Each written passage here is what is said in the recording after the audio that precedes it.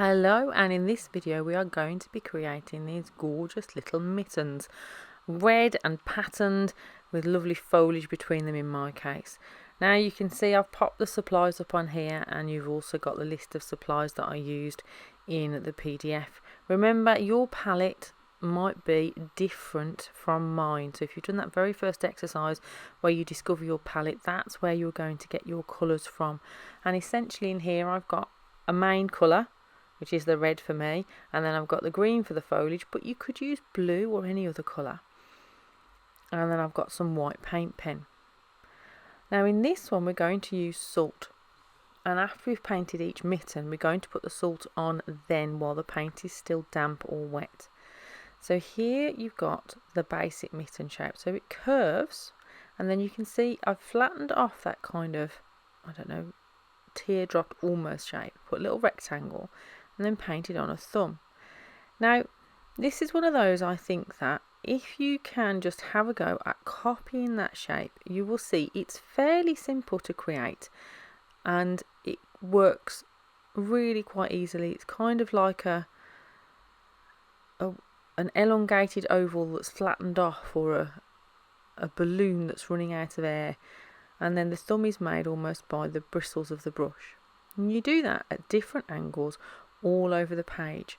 Now I'm using quite an intense coloured mix of the red, and that is because the salt removes some of that colour so it becomes paler, and you get patterns that look a little bit like snowflakes, which are really quite fun and quite pretty. But you need to use an intense colour, otherwise the colour is so pale that when you come to use the white paint pen on it, it doesn't show up at all. Now I've got a green splodge there, so you can see I'm cleaning it off by wetting it, pressing down with a dry piece of kitchen paper, and that'll lift it straight off.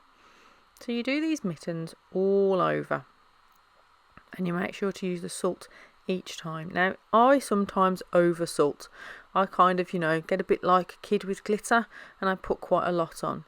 This exercise is really quite useful for having a bit of a play around with how does the salt work best with this colour. Does it work best when it's just damp, when it's really wet, where it's a little bit wet, where it's shiny, where I could literally, pick the piece of paper up and the paint would run off? Which gives me the best effect? One of the things I have noticed is that different brands of paint do this differently. I found it more difficult to get good effects with Golden's QOR paints, for instance, which may well be me and my technique, but I found it more tricky. So if you're finding it tricky to get these effects with some of your paints, it could be that it is a little bit more tricky. It could be that they need different amounts of water to what I use in the video. So have a little bit of an experiment, have a play, approach it in the way a child might, see what you can do. And the lovely thing is the one you did at the start, now you can start to see the lovely patterns that are being created. Now, because this is salt, we can't really use a heat gun. You can. I don't love the effects as much, so I wait for it to be dry enough that I'm not going to put my hand in wet red paint, and then I go in and do these kind of pine type twigs or stems. They're basically a slightly curved line with diagonal lines either side. I'm using a really fine 3/0 brush again to do these, and it's just using the tip of the brush and being, quite gentle and delicate.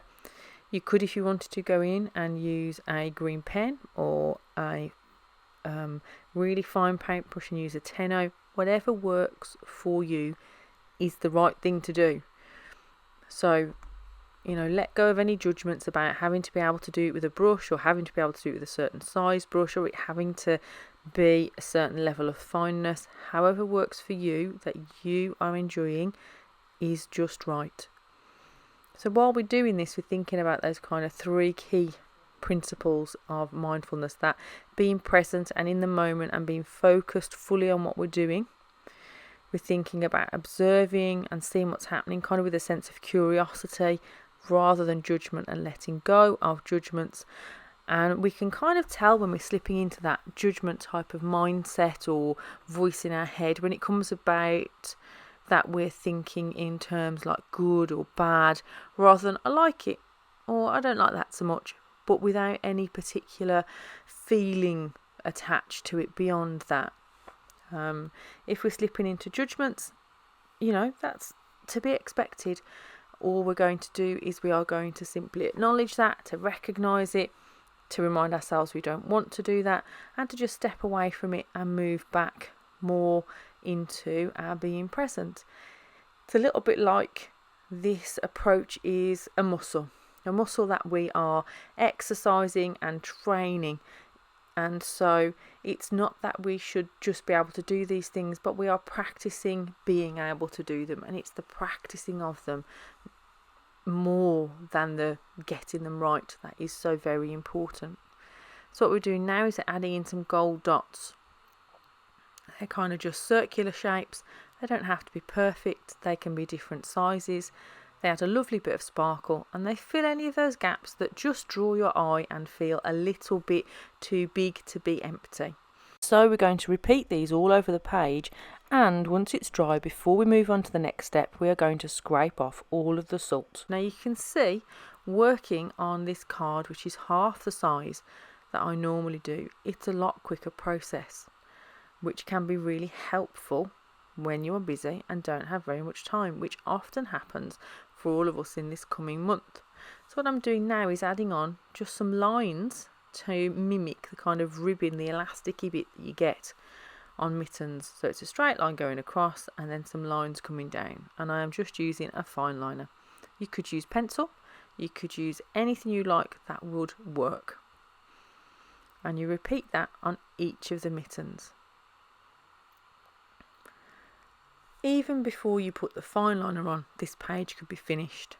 But certainly once you've put this part on with the fine liner, you could stop and this page could be absolutely done and would look lovely. But if you have the time or you enjoy doing mark making, then it can be fun to add in some patterns. Now I'll use a white Posca paint pen. Mine are getting to be a little bit empty, so I'm not getting really lovely pops of white, but I do like the kind of slightly muted feel of them that looks quite subtle. So I am persevering and being very frugal and using them all up as much as I am able. You could go in with bright colours of Posca pen, you could use gel pens, you could do this with paint rather than with Posca pen, you could use pencil, you could add it in fine liner, whatever you want to do. I find this part with adding the marks in to be really quite mindful and quite meditative, and it provides me with enough that my brain has to concentrate on that. I'm really present in what I'm doing. I'm not off thinking about other things, and I'm really, really fully present. I'm also kind of able to see how it builds up, and that observing how it builds up, I really like that feeling, and it feels kind of a curious, exploring feeling to me. So it kind of fulfills a lot of those 3 key principles that we talk about. When I use a pattern, I tend to repeat it in at least 3 different places on the page. It helps to pull everything together. And sometimes if my white isn't intense enough once it's dry, I'll go back over them. So I'm going to pop on a little bit of music while I finish off making the patterns on these mittens, and I will see you at the next step.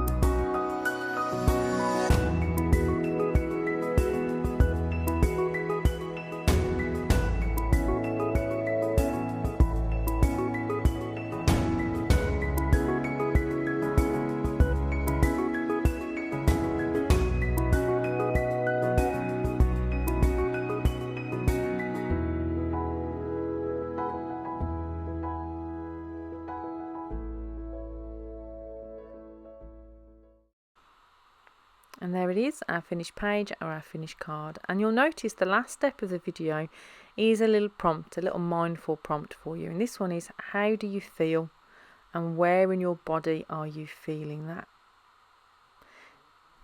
I would like to say a massive thank you for joining me in this video. I hope you have fun creating a page of your own. I can't wait to see what you do with this lesson. And I will see you in another video very soon.